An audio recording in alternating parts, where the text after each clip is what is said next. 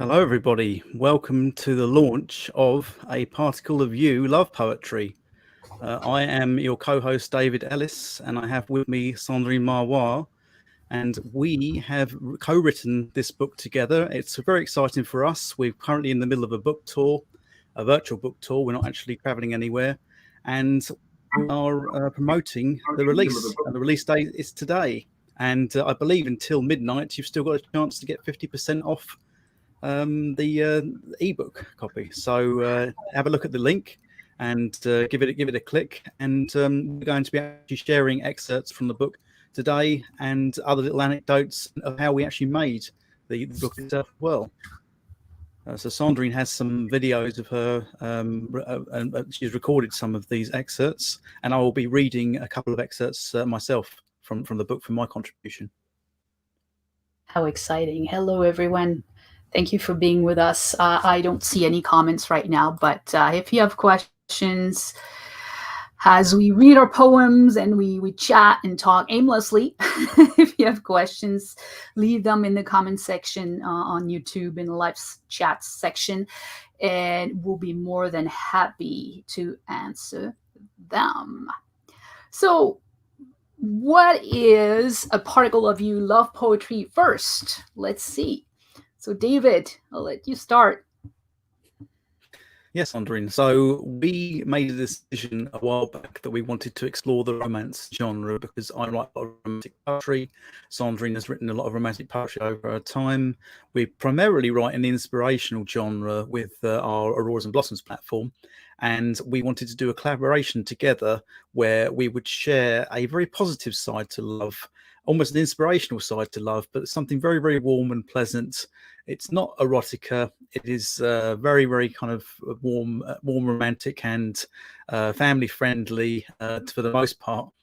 And it really just is a celebration of love. Cendrine showing her copy of the book. I've ordered mine today. I was very excited, and I can't wait for it to come in the post.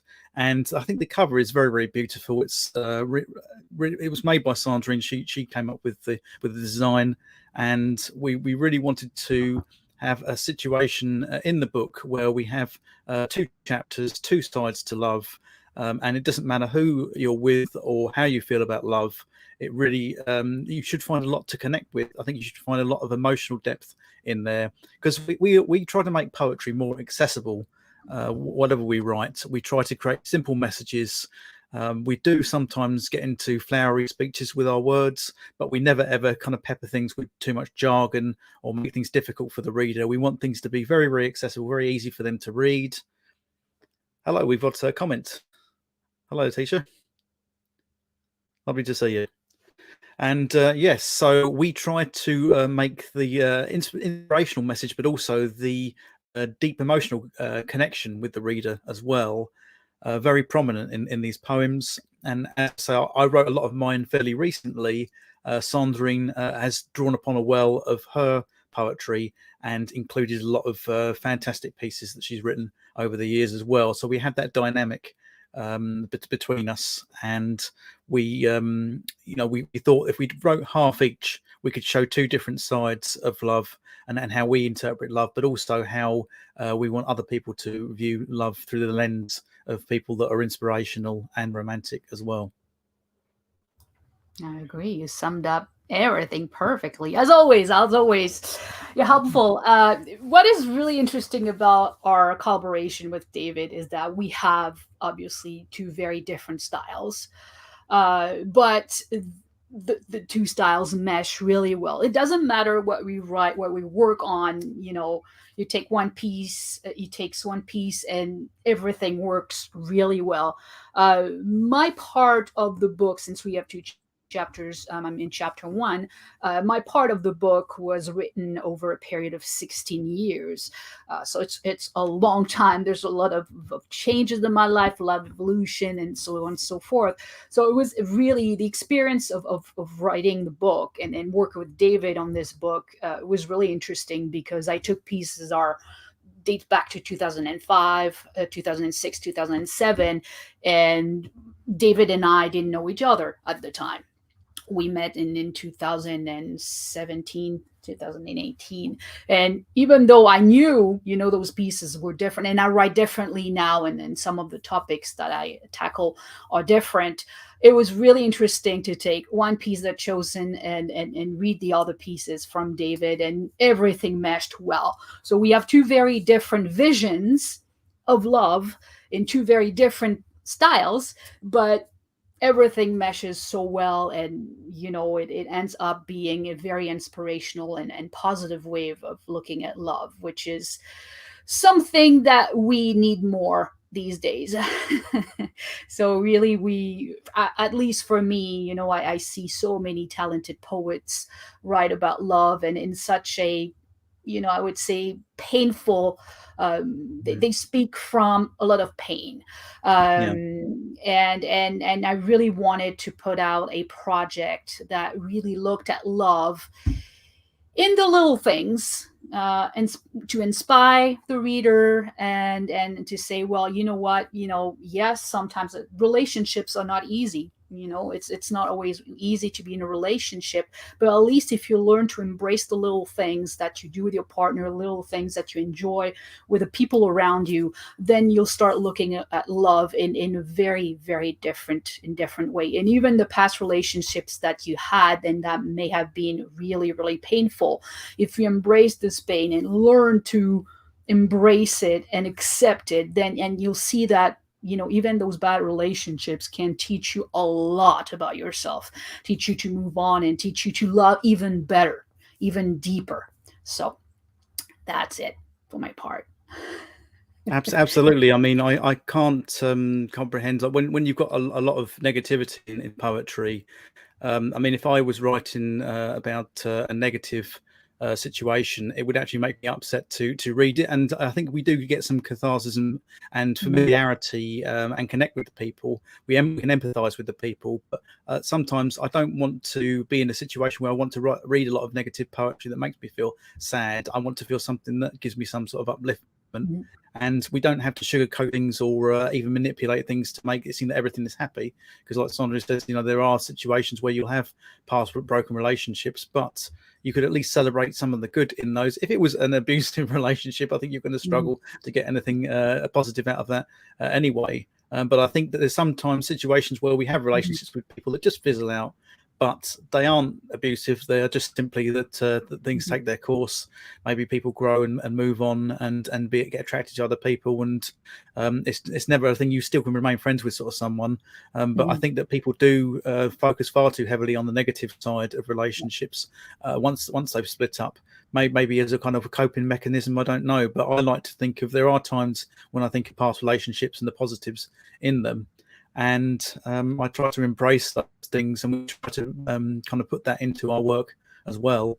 And I think that's always been our philosophy. We can't help but be inspirational to people. We don't do it in a toxic way. We're not trying to tell people that we can cure people or fix people by being positive or inspirational. We just want to say, look, the world is in a terrible state at the moment. We're all struggling, and we all want to just have a situation where we can either escape from reality or just find solace in reading and enjoying comfortable, pleasant experiences and words that will uplift us and make us feel more positive. I agree. Well said. Well said.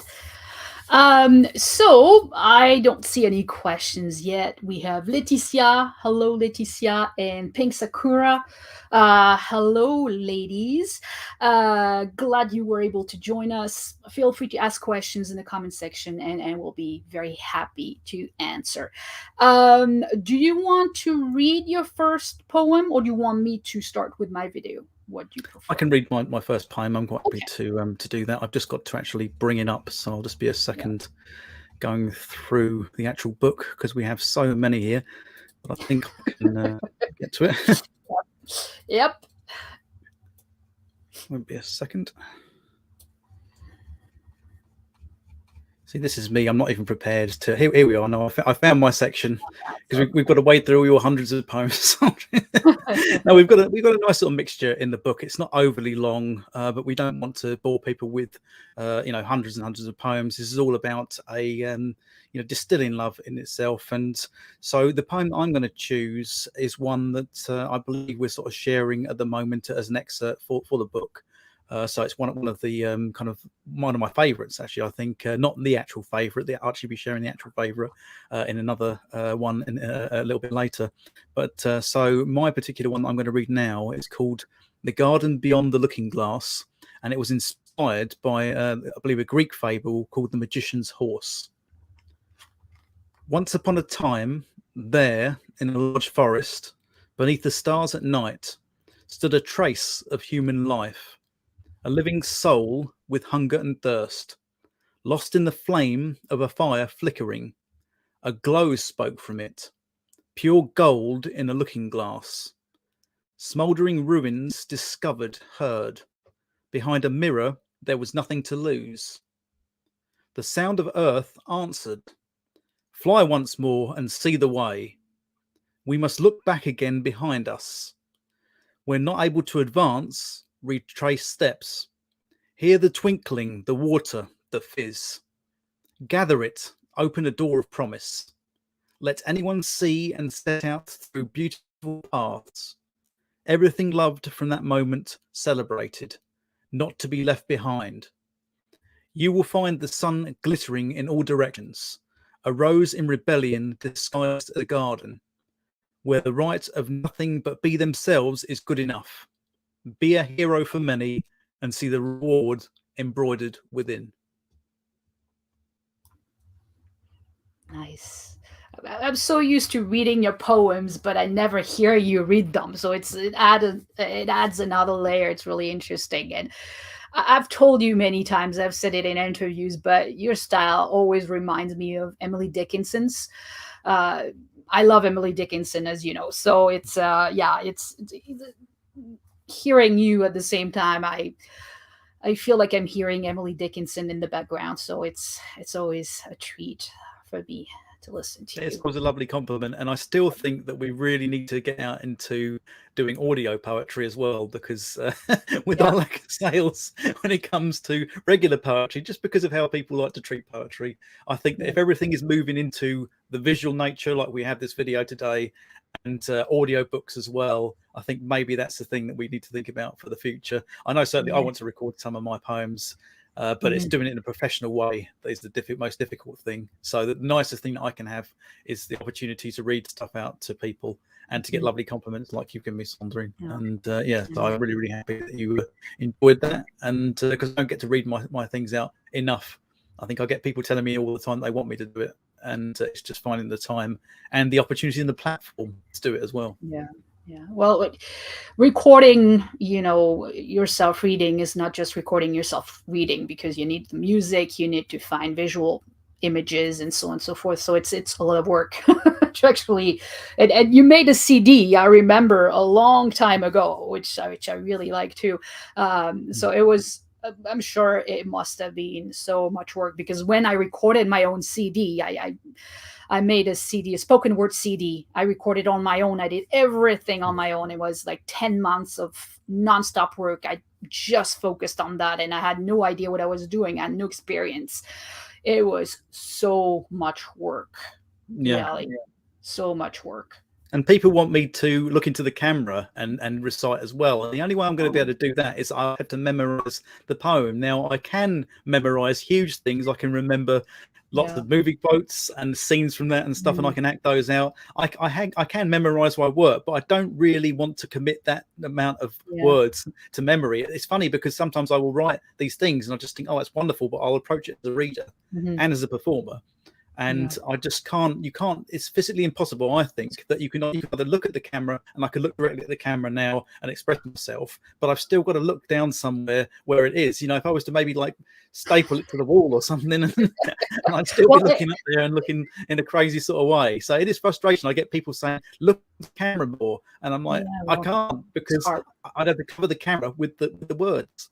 Unless you're trying to get me to recite a play or something. You know, I know it's only a poem, but to actually memorize an entire poem and the way it's kind of set out, I find it so much easier just to have it on the page, have it how it's laid out. That gives you the instructions, that allows you to do it. And I still stumble across the odd word, even when I try really, really hard to make it perfect. It's hard. It's very hard. Plus, you have the pressure. You're in front of people. Even if you're in front of camera, you know there are people watching you. So, it can be stressful. So I know I can't memorize text, and I can't do that kind of things. I wanted to try theater at some point. I had a friend in high school who was a fantastic actor, and she did those plays with the school. And, you know, I've quickly realized, oh my God, she has to learn all that amount of text. It's impossible to remember everything and just look at people and think about all these things at the same time, the text, the acting, the scene, the movement, and so on and so forth. So no, and so way, way, way too hard. The only thing that I can recite off the top of my head now without any kind of problems is the scene in Pulp Fiction. The Ezekiel 25:17. I've got the number wrong. Ezekiel 25:17 bit, and I can actually do that word for word. I'm not going to do it we're family friendly, but I've memorized that. I don't know why. There are certain songs that I have memorized in my head, but when it comes to my own kind of stuff, I find it not very, very difficult. I can remember songs that I wrote because I've done an album before, which we talked about, and I can remember scraps of lyrics from those. And I just think, I don't know how on earth I'm able to just suddenly, it pops in there. And if I put the time in, I could spend some time memorizing these poems. And I think that when you go to poetry readings as well, that's always interesting. Like, I find that if you're a bit nervous, you start jiggling the paper around when you're trying to read it. But if you've memorized it, then it makes things a lot easier. But I think that, you know, unless you write short poetry like some of the things we write, it's easy. It could be easy to memorize them, but you've got to have really short poems, I think. And if they are really short, then you're only going to be on stage for 10 seconds, and then you're gone. Like if you went to recite some haiku, you could be done within 2 minutes, and it'll be like, right, okay, I'm off, I'm done. And we have another little comment here. Okay, so Cendrine David. I have no idea who this is, but I think this person knows us. I was going to say, is it just us sending a message to ourselves? That sounds suspiciously like a name close to Cendrine David. That person knows me, I'm pretty sure. But thank you very much for being with us. You know, thank you. I do appreciate it. I know I'm teasing, but we really appreciate anybody giving us any kind of interest. Yes, absolutely. It's great to see people in the chat room. I'm going to move on with a video that I recorded a long time ago, Loving You. It's a poem that appears in the book. So I'm going to play the video for you guys.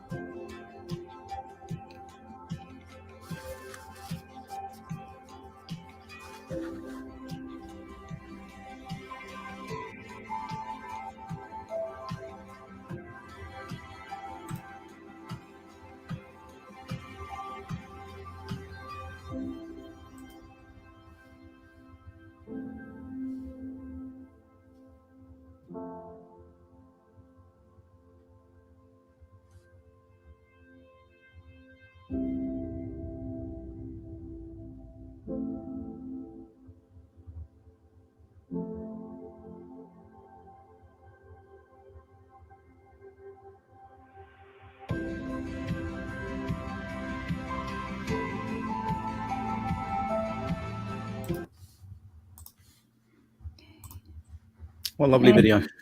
Thank you. I love the music. When I found the music for this video, I was like, oh, I love it. I have shivers just listening to it. I think I've included, and let me check for those who are interested. No, I forgot to include the music, but it was part, I made the video with Canva, so the music would be available from Canva. So I think I mean, considering that I'm a writer and I use the word lovely all the time, I can't help it. But I could say it as exquisite and delightful, delectable, and all kinds of other things. But I did find it made me feel very calm, though. Actually, as I like the pairing of the music and the visuals. You're very good at pairing visuals that complement the words as well, because you could pick any kind of random things, and I like how specific you are with certain things. Like if you say, plucking at the chords of my heart, and then you see the guitar, that's kind of nice. But then you've also got some stuff in there that it isn't always directly associated with the lyrics. You'll have other things, and you just think, oh, it's nice to have that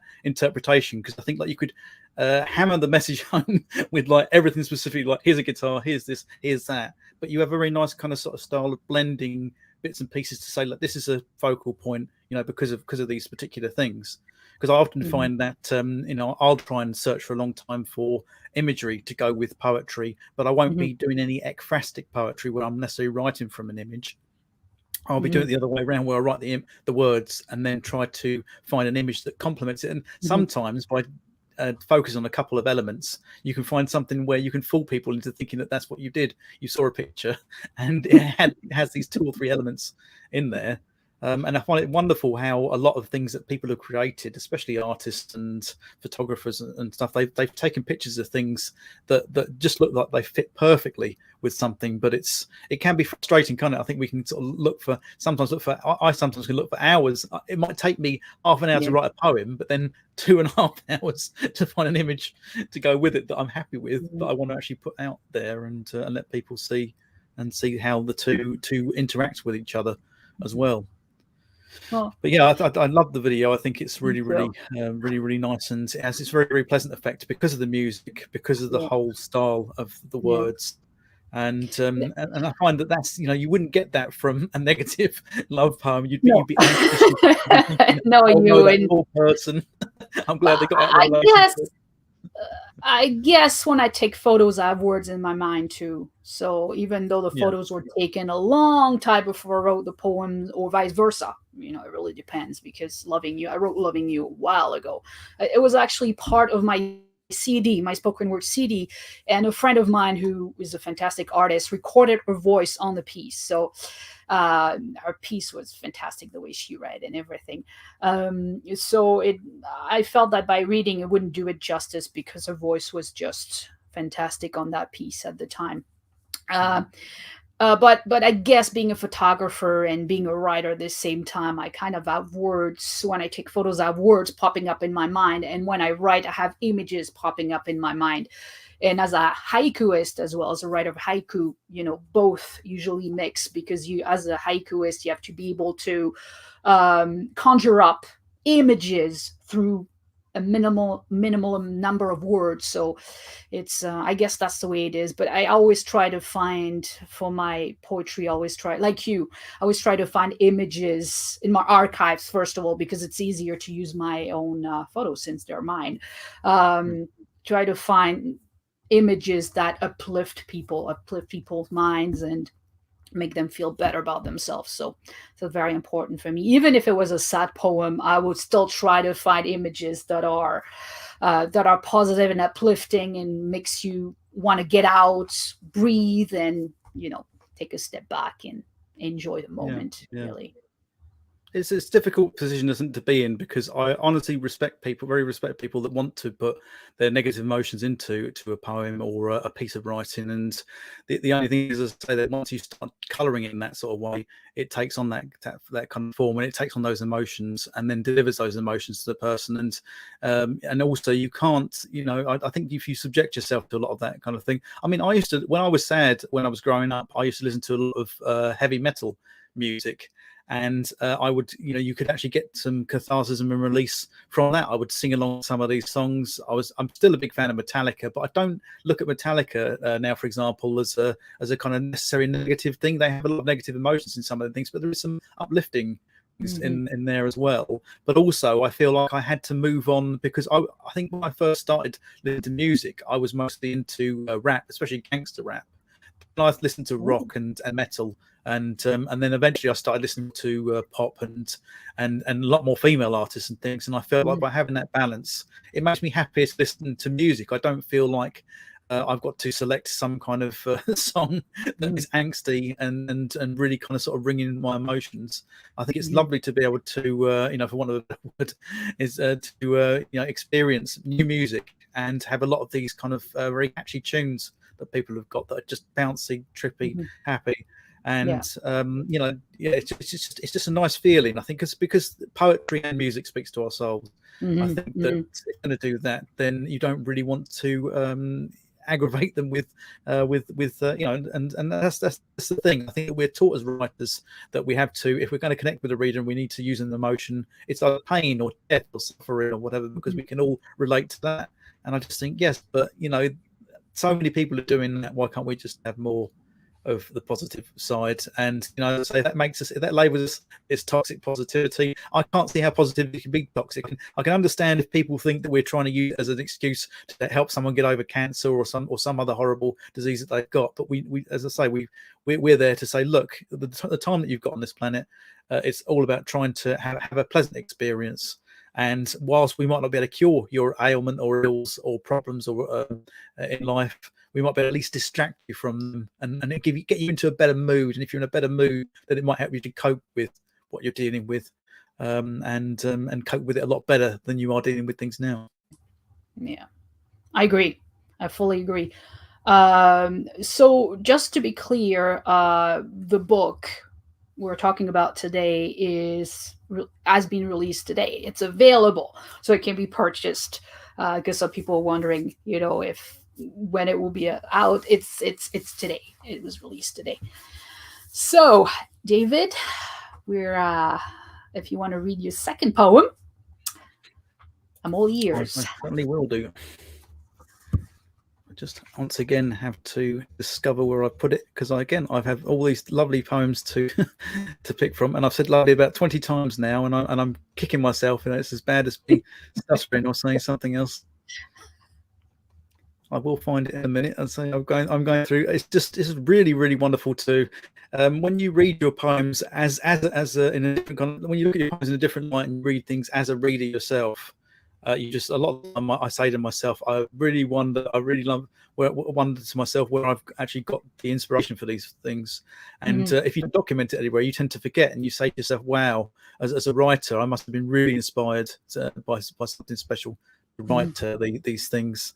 And that's what I love switching between. I love how I can switch between being a creator and then someone that can then appreciate on the other side something that I've written and say to myself, you know, that was at the time I think you're quite humble, because you don't feel like something's going to transform into something as good as when you've written it. But that's why I know that I've written something good when I can come back to it as a reader and think, yes, I love the flow of this. So enough for preamble. My my other favorite, or most favorite poem of this collection is actually called Changed into Wine.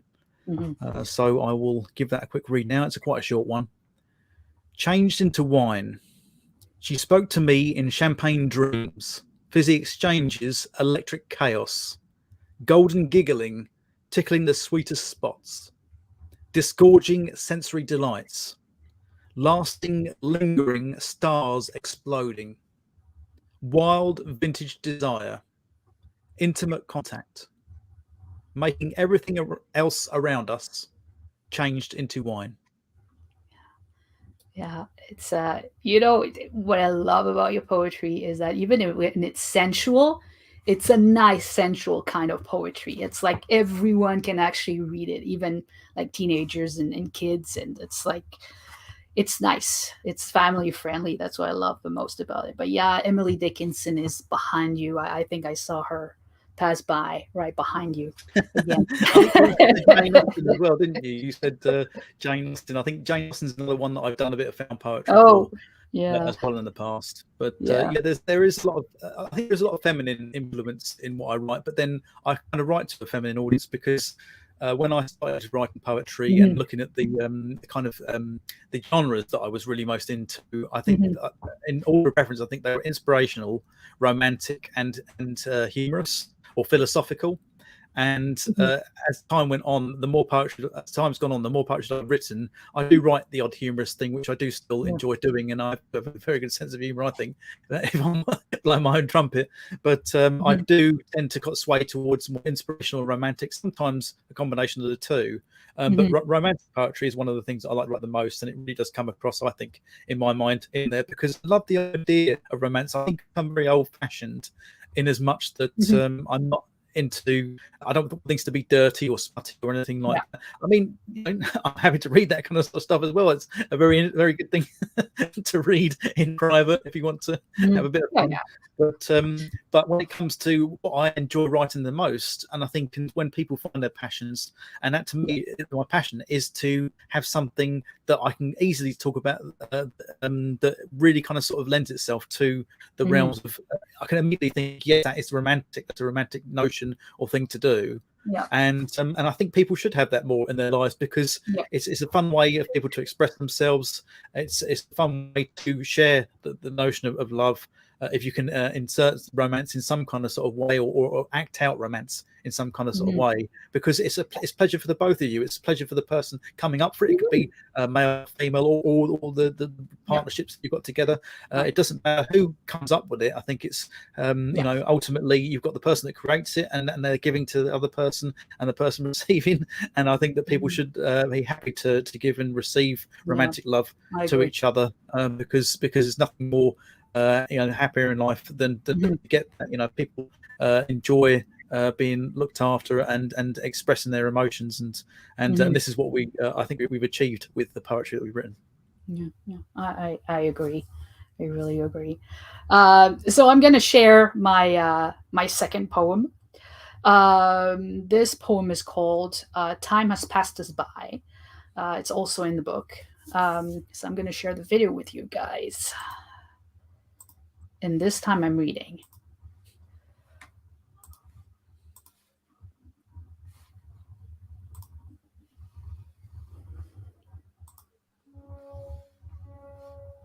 Looking at you now, as the green of leaves subsides, I understand my purpose. The light of your presence filters through the cracks of absence. My soul knows what's right. Time has passed us by in this house others will not see. Time has passed us by, but I will let you go. My love, the dust will settle, 'cause we are all made of stars, and stars do not lie. The ebb and flow of delight will be ours again someday. Do not fear for me. Time has passed us by in this house others will not see. Time has passed us by, but I will let you go. Please, close your eyes now.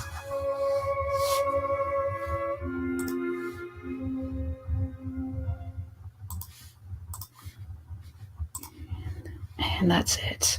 Gorgeous. So, okay, so this poem was inspired by a song called "To Build a Home," created by the Cinematic Orchestra. It's a band.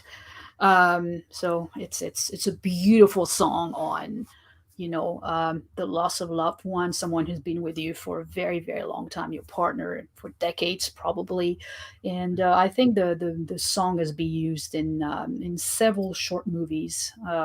So yeah, it's a piece that has really inspired me in many ways. It's beautiful. It's beautiful. So this poem is really about, you know, learning to embrace, you know, grieving in a way that is healthy, because you can grieve in healthy ways.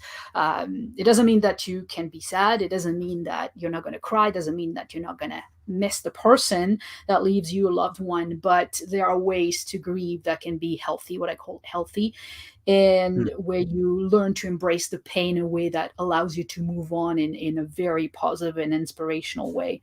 So that's what the poem is all about. And how, we can, grieving, every person grieves differently, of course. There's not one way to grieve. We all do it in our own way. But there are also different situations. Grieving is not just when someone dies. It can be, you lose a friend. It can be losing a passion, losing something you were doing, you love to do, and then you decide that it's no longer time for you to do it. So losing happens in different shapes and forms, and it's not just the death of a loved one. It can be the metaphorical death of a friendship, of love, of a past relationship, and so on and so forth. So I'm done with it has a lot of different connotations that you can, there's a lot of different ways people can apply it to their lives. So they have that versatility there. So this is the thing with our poetry, again, is that it isn't necessarily what you see in some situations where people have these intricately worded things that are very kind of specific to them and probably only going to be understood by about 3 people. Even if 500 people read it, the only person who's really, really going to get it is going to be the poet themselves. And I think that when you create that kind of accessibility, it isn't in any way or shape or form making anything too simple or dumbing something down. It's I think it's keeping the reader in mind. I think we always say that there's nothing wrong with writing something that is complex or negative, or even kind of say based on a really kind of difficult situation, because that can give you some very, very kind of wonderful words and verses and things, and you'll be stunned by something. You think, wow, that's clever, but I find relating to it difficult. I find that it's kind of like if you're listening to music and songs and things, and someone expresses something very, very personal to them, you just think, well, that's a nice song, but it's never going to be a hit. It's going to be one that you might listen to very, very rarely, because you think, oh, that's a great song. I like how that's put together. I like how that's worded, but it doesn't relate to me or touch me in my life. And I think that's what I'm looking for a lot of the time. And it is difficult.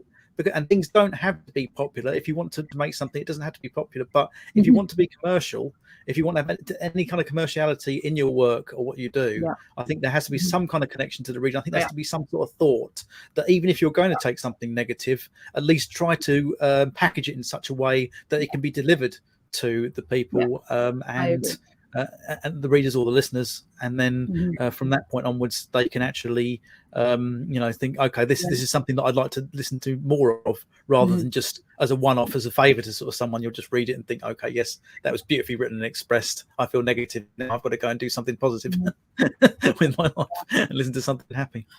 Yeah, and I agree with you, of course. I think there are 2 types of writers. Those who write for themselves and those who write for themselves and others. And there's nothing wrong with writing for yourself. Absolutely nothing wrong. But if you put books out there hoping to sell them, or hoping to have an appeal to as many people as possible, you have to write with an audience in mind and with your readers, because what good will it do if people are not inspired by the book? Really, if they don't find, as you said, they don't find something that they relate to in the book, well, what's the point in releasing a book then? That's the way I see it. So I think what makes A Particle of You such a good book is that we really wanted to speak to the reader and invite them to enjoy the little things, the little moments, that make life and love such a beautiful thing, despite, as we said before, the difficulties, the challenges, past relationships, and sometimes abusive relationships, and so on and so forth.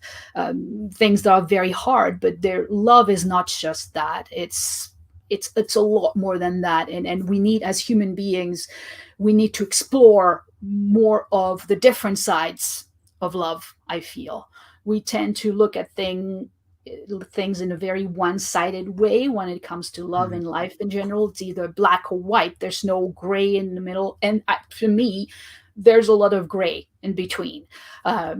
love can be so many different things, and can be friendship. It's a lot of love as well. And it's, for me, love is so multi-layered that it's really hard for me to just see one side of it. It's either pain or you're super happy. But you can't be super happy and in a lot of pain all the time. There's no way. Totally. You know, you can love people, but doesn't mean you have to accept everything they do to you, right? At the same time. So, and you don't have to be with them, I would say, as a couple, even though I think that I saw a meme a long time ago that I was, happy to relate to in relation to the types of love. So you can have many different types of love in relation to, like, the love you feel for a pet, for example, the love that you feel for, say, a family member versus someone that you actually love as a partner, or as a husband or a wife, or whatever, how you're hooked up together. I think that there's all, like you say, all those different layers. There's love that you could have for a particular band, or a particular type of music, or even type of books or things like that, and none of that love is the same. Isn't the same as the typical vanilla kind of love we're looking at, where it's just like, it's just focusing around Valentine's Day and doing something for a loved one. Because it can have all those different kind of layers, and I think that it's exploring those layers, and it doesn't always have to end up leading into sex, babies, and marriage, and being with someone. That's what we want to explore, I think, and that's what I think we are exploring, the emotional side of love in the book as well, and really going into as much depth as we possibly can with that, and embracing that as well, aren't we? So. I agree. Well, yeah, I fully agree. Yeah. Well, that's it. We've reached, I think, the end of the live stream. We have just a few more minutes until StreamYard cuts us off, so we have to end it here. But we want to thank you very, very, very much for being with us today, for listening to us speak and speak and speak and speak. But thank you all for your comments. I see a few comments. Laetitia said, typed, hearing both of your poetry after a day of hard work is very soothing. Thank you very much. I see Cendrine, so someone who knows me. Just tell us who you are. I can't wait to know who you are. Just got your copy. Thank you very much. We cannot wait to read your review. So, is it going to be like The Masked Singer? Have you ever seen that show called? We're getting a lot of it over here in the UK, where they say there's something called The Masked Singer, and they have famous people that start singing. The mask. Yeah, they're masked. We have it in not in Canada, but we have it in the US because I watch a lot of US shows, so we have that too. But please, that's what it's like. Tell us who you are eventually. So yeah, thank you very much to all of you for coming today. We're glad to see you. Just so you know, if you were not able to attend today, it's okay. You can always rewatch this stream later on. It will be available for you to watch later. David, thank you very much, as always, for being with me. And that's it for now. David, last words? Cendrine, thank you very much for allowing us to create such a wonderful object for people to express love and affections for. And as I say, I feel like of all the things that we worked on, this is one of the things that we should be the most proud of. It's a lovely celebration of romantic words and feelings and expressions. And I'm just so happy that it's available now to everybody else. So.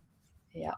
Available as an ebook. It looks gorgeous. It looks very, very well made. I was saying that picture you got there.